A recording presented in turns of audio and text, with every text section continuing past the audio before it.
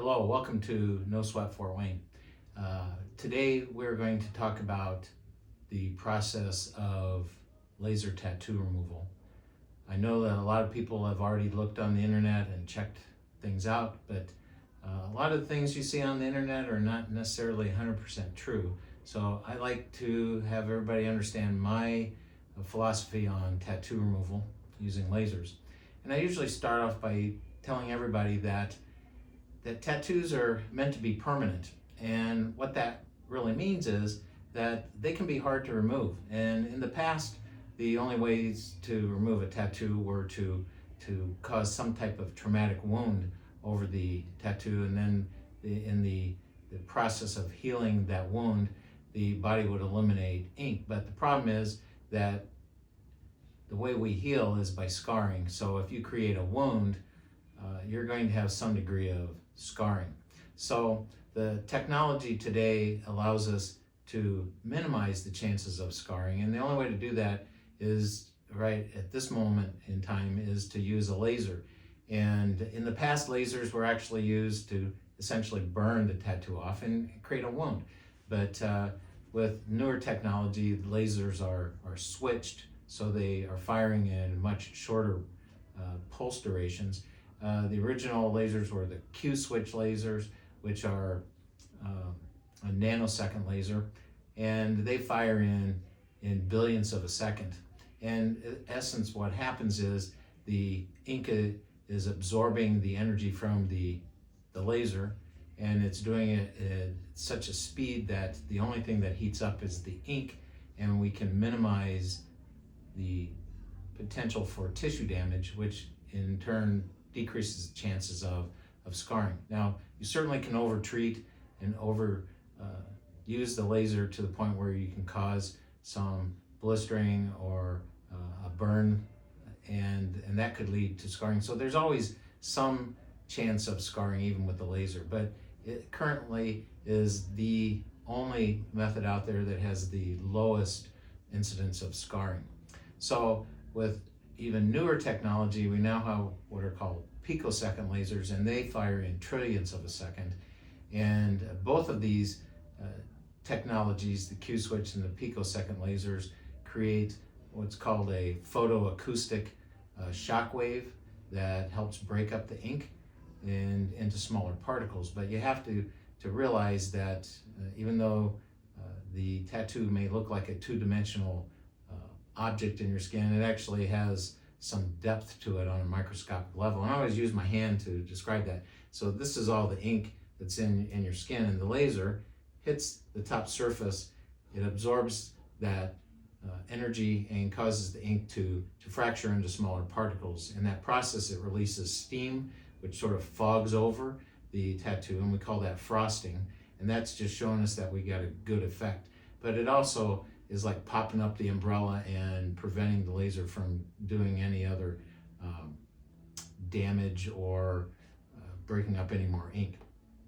So what we have to do is then wait 6 to 8 weeks, let the body eliminate as much ink as it can, and then we come back and we do it all over again. Now, in essence, what we're doing is we're whittling away at that ink and then letting your immune system carry that ink away. Some of that ink gets transported all the way out through your liver, and then we excrete it from our bodies. Some of that ink probably stops along the way, maybe in some lymph nodes, but in essence, we are clearing the ink from the skin. Some people are concerned about that. The ink is still in our bodies, but in reality, if you're here, you already have ink in your body, and we're just going to shift it around. The only way to totally eliminate ink from your body would be to excise the area and totally eliminate the ink. But if you're here, you obviously don't want to do that. So that being said, what can I tell you about the process is that to determine how many treatments it's going to take, you probably heard it only takes 2 or 3 treatments on the internet. That is usually not true. In a very rare situation, tattoos do fade that fast, but in reality, it's a slow process. As I tell everybody, a commitment to get a tattoo. It's a commitment to get rid of a tattoo. So what affects how fast we get rid of the ink is, first of all, is the amount of pigment that we have in our skin. If we're real fair-skinned, redhead, ginger, that has very little pigment in our skin, you're going to have an easier time removing the ink. If you're a real dark-skinned person, someone of color, we have to shoot through that pigment as well. And so that can slow down the process and also increase the chances of what's called hypopigmentation from the actual laser eliminating some of the melanin in our skin. But that's a very small percentage of the cases. The next thing to consider would be the actual color of the ink. Black ink absorbs all frequencies of light, so therefore it theoretically is the easiest ink to get rid of. The next one would be red. Both black and red have we have good laser frequencies that are going to affect those colors of ink.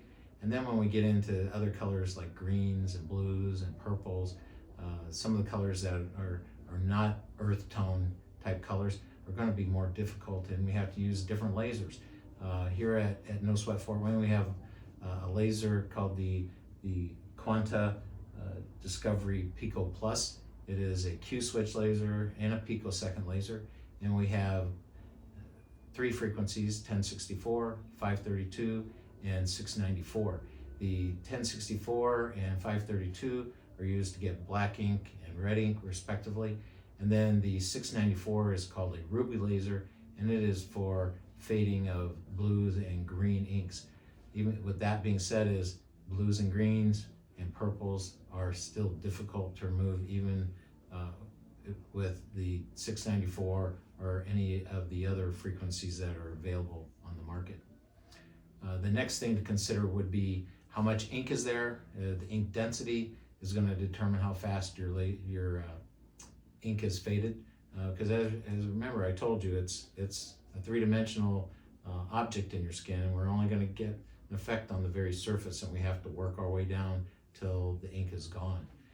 That process is long. It's done every 6 to 8 weeks, and in some cases it can be several years for you to really get rid of your tattoo. The next thing to consider would be, as we said, the color, the amount of ink. The other thing would be the location on the head and neck and chest area. There's good lymphatic drainage, and so we're going to see things fade a little bit faster than out here on the fingers or down around the ankle and the foot.